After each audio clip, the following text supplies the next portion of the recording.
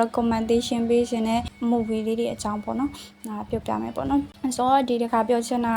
ကဘာကလဲဆိုတော့ကြတော့ The King and the Crown ကပေါ့နော်ဒီကားကမင်းသားလီချောင်ကီပြီးတော့ကျတော့ကန်ဝူဆန်ပြီးတော့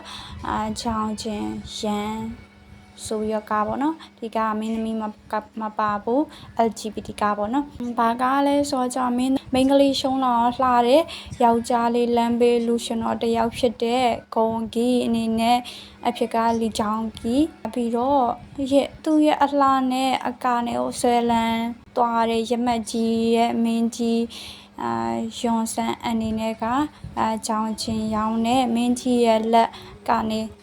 မင်းကြီးရဲ့လက်ကနေမဟုတ်ပါဘူးပေါ့နော်အဲ့လိုရမက်ကြီးရဲ့ယောက်ျားလေးတွေလက်ကနေကာကွယ်ပေးခြင်းနဲ့ချောင်းဆန်အနေနဲ့က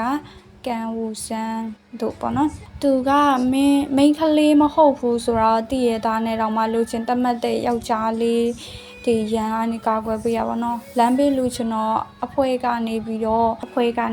န်ရန်ထွက်ပြေးလာတဲ့အဲ့ဒါကိုထပ်ပြီးတော့လူရှင်တာလောက်ပြီးတော့နန်တွင်ရဲ့မင်းကြီးကအမေတေးွားလို့အဲ့လိုမရေတဲ့မင်းကြီးကိုသူတို့ရေအောင်လုပ်မယ်ဆိုပြီးတော့ဗောနော်အဲ့လိုနဲ့မင်းကြီးကိုတယောပြီးတော့နန်းတွင်းထဲကိုဝင်ပြီးတော့အဲ့လိုလူရှင်တော်လောက်တာဗောနော်အစကတော့ငင်းချမ်းနေရဗောနော်သူတို့နှစ်ယောက်ဘဝကိုပျက်စီးစေခဲ့တာကနန်းတွင်းကိုဝင်ခြင်းလို့ပဲထင်တယ်ဗောနော်ဒါမှမဟုတ်ရင်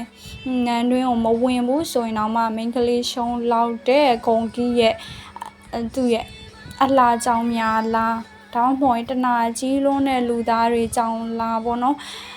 တာမန်လူသားတွေလက်ထက်ကသူကာကွယ်ပေးနိုင်ကောင်းကာကွယ်ပေးနိုင်ပေမဲ့နိုင်ငံတစ်ခုရဲ့မင်းလက်ထက်ကနေတော့အဆုံးထိအောင်အဲ့ဒီ